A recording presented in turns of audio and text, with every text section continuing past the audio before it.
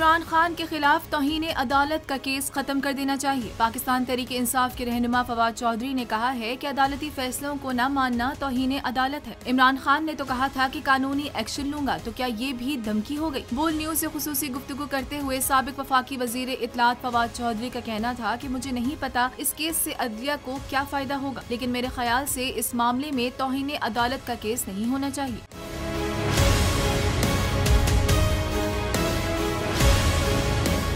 उन्होंने कहा कि अमरीकी अदालतों के बाहर जजेस पर शदीद तनकीद रोजाना होती है, लेकिन किसी अदालत ने ये नहीं कहा कि उन पर जुल्म हो गया। पीटीआई रहनुमा का कहना था कि पंजाब के केस में मरियम और दीगर ने वजीर आजम हाउस में तमाशा लगाया। चीफ जस्टिस अदलिया को धमकियां दी गई। फवाद चौधरी ने बताया कि शहबाज गिल, हलीम आदिल शेख और जमील फारूकी को बरहना करके तशद्दुद का निशाना बनाया गया। तो क्या तफ्तीशी हुकाम के पास लोगों पर तशद्दुद करने का लाइसेंस है?